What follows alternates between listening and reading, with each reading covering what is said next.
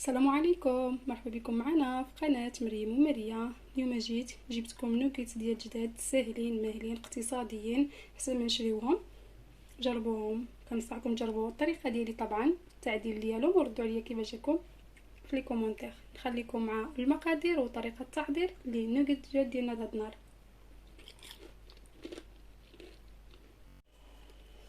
بالنسبه للمقادير اللي غادي نحتاجو باش نستعملوا النوغيت ديالنا هذا النهار، هنايا عندي جداد مطحون، تقريبا عندي هنايا نص كيلو. عندنا الخبز ديال التوست، تقدروا تستعملوا اي حاجه متوفره عندكم، ومن هذا الخبز اللي كانت عندي متوفره في الدار. هنايا عندي شويه ديال سكينجبير طري، حكيتو، واحد جوج فصومه ديال الثوم اللي بزار وملحه ولا ملح. هنا عندنا كاس لاروب ديال الحليب، وهنايا صوص صلصه ديال السوجه. دابا اول حاجه غادي ندوزو غادي نجيبو واحد البول ديالنا اللي غادي نعملو فيه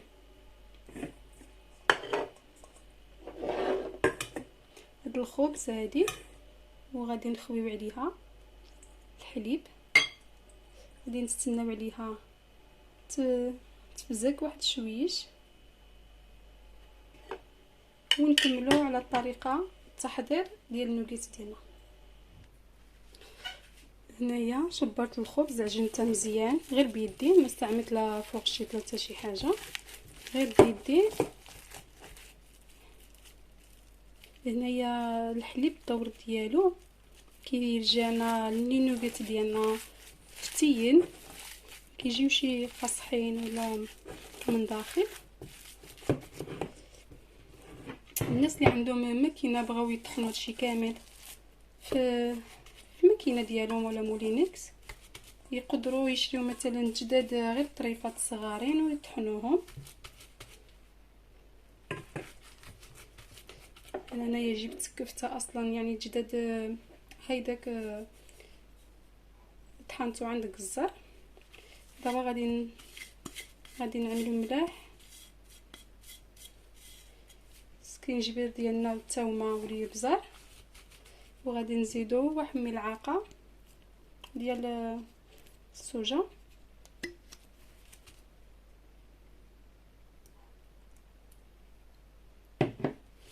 دابا غادي نخلط مزيان هادشي كامل.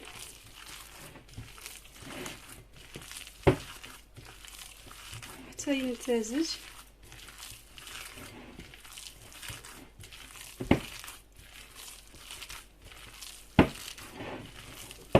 الناس اللي غادي يطحنوا في الدار ديالهم يخليو شويه جداد ماشي مطحون بزاف، يخليو فيهم المهم شي حاجه يجي واقف شويش، كيجيو نوغيت هيداك حسن ملي كيكون الجداد مثلا مطحون بزاف، مطحون مزيان زعما.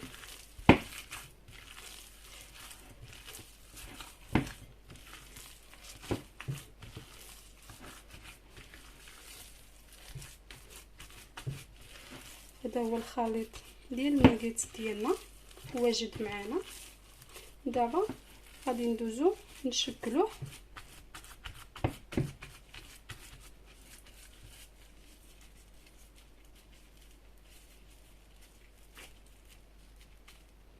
كيفاش كيجي. المهم دابا ندوزو نشكلوه بالخليط ديالنا، ومباشره ندوزو نقليوهم. اللي اكيد في القلي غادي نحتاجو، ما نزلتهمش في المقادير في الاول، نحتاجو الطحين وبيضات وشابلوغ، هادو ثلاثه الحاجات اللي غنحتاجوهم باش نقليو لي نوغيت ديالنا. واكيد طبعا الزيت. هنايا جبت انا بابي كويسون عفوا،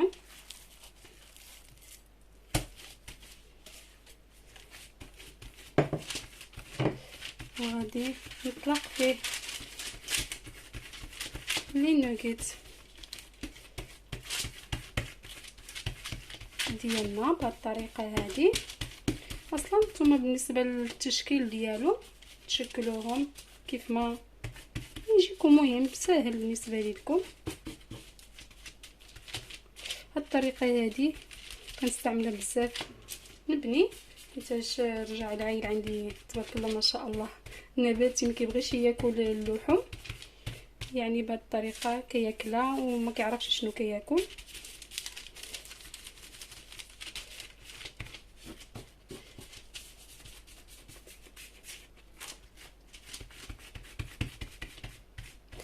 هنايا نتوما ليكم الاختيار واش بغيتو تقطعوها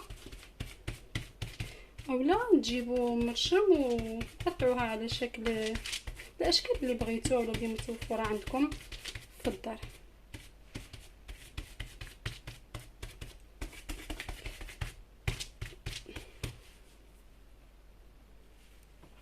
هنايا الموس اللي غادي نقطعوه به، خصنا ضروري نعملو ندهنوه بالزيت.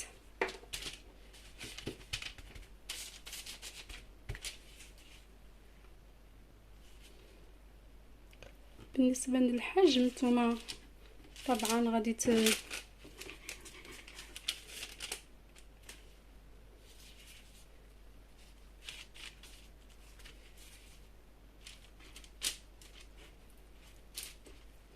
الناس اللي ما تبغيش تصدع الراس ديالها بهذه الطريقه يعني غتكورهم عادي.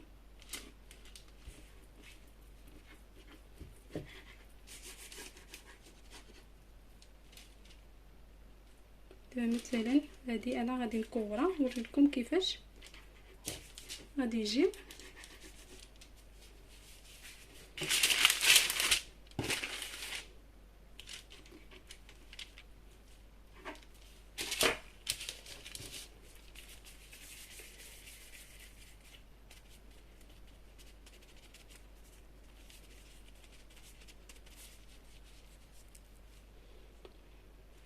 هادو هما لي نوغيت ديالنا، هادو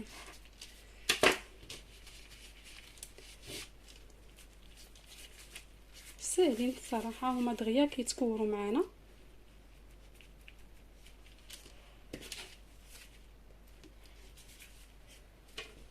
غادي نكمل التقطيع ديالهم كاملين وغادي نرجعوا باش نقليو لي نوغيت ديالنا. هادو هما لي نوغيت ديالنا. طبعا انا ما عدلتش كلشي، يعني اخرى خبعتها. هنايا كيف ما قلت لكم دابا غادي نحتاجو الطحين. هنا عندي 2 بيضات اللي غادي نعمل فيها قطيره ديال السوجه باش ما كتزولنا ديك الزفوره ديال البيضات، كتعطينا واحد المذاق مزيون حتى هو. وهنايا عندنا الشابلوغ، انا استعملت هذه الجاهزه، نتوما بطبيعه الحال اذا عندكم توفره ديال الدار تقدروا تستعملوها.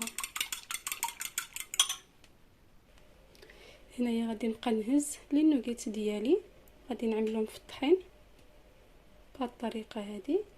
غادي نعملوهم في البيضات وغادي نهزوهم مباشره نعملوهم لي شابلوغ ديالنا.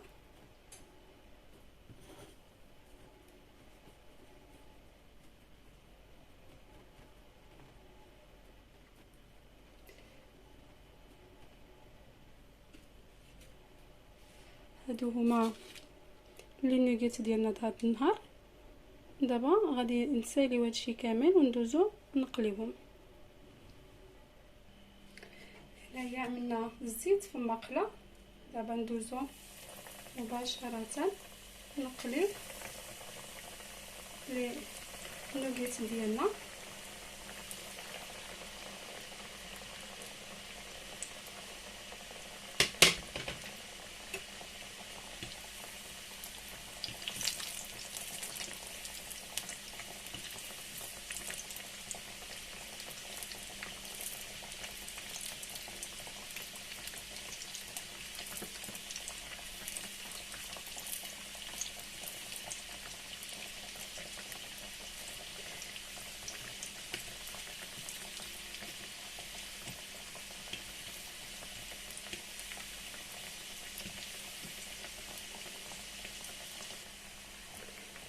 هنايا هيدا غادي نبقى غادي نقلي لي نوغيت ديالي كاملين ونتلاقاو ان شاء الله يا ربي في البلاطو ديال التقديم ديالهم.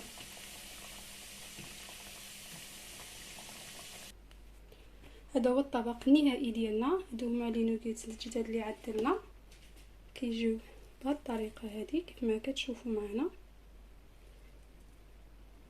غير جربوهم صراحه رائعين واقتصاديين اكيد طبعا، احسن من نمشيو نشريوهم في يعني من السوبر مارشي.